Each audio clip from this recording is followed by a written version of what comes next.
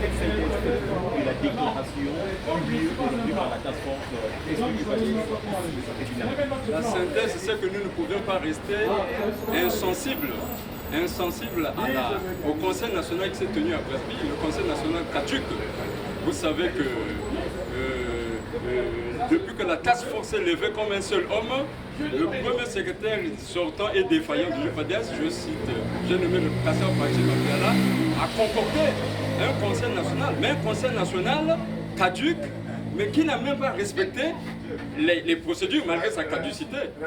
Même son bureau politique caduc ne sait pas le retrouver. Alors que bien avant un conseil national, il faut que le bureau politique se retrouve. Donc il a même tué son bureau politique. En nous disant que vraiment c'est regrettable, c'est pour ça que nous sommes levés. Il faut qu'on ait une commission nationale ad hoc. Le premier secrétaire, Tsatsé Mabiala, sortant et défaillant, ne respecte jamais les textes. Il n'a pas cette culture-là. C'est comme si c'est quelqu'un qui ne veut pas rendre des comptes, parce qu'il a beaucoup de comptes à rendre, la vente du siège, les mauvais résultats aux différentes échéances électorales, et puis j'en passe. Vous vous êtes levé, mais vous êtes sanctionné aujourd'hui. Beaucoup d'entre nous sont sanctionnés, mais pour nous, ça n'a aucun sens. Un organe illégitime, illégal et défaillant qui sanctionne, ça n'a pas de sens. La conquête de l'UPADES, la task force pour la reconquête et la réappropriation de l'UPADES est là pour remettre au parti ses lettres de noblesse.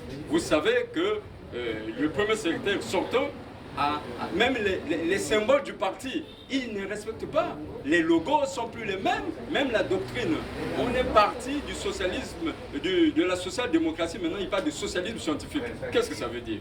Mais on n'a jamais entendu ça à l'UPADES. Ça veut dire que cette action du premier secrétaire n'a pas anéanti la task force? Ça ne peut pas anéantir, puisqu'il est en train d'évoluer avec du faux, avec son poison à l'intérieur.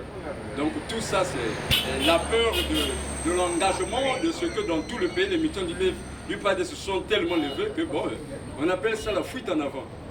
Mais vous savez, l'adage dit, le cabri, le cafard a bon s'imbibé de cendre, il serait toujours reconnu par le coq. Donc nous sommes vigilants. Merci beaucoup, M. Tourneau. Merci.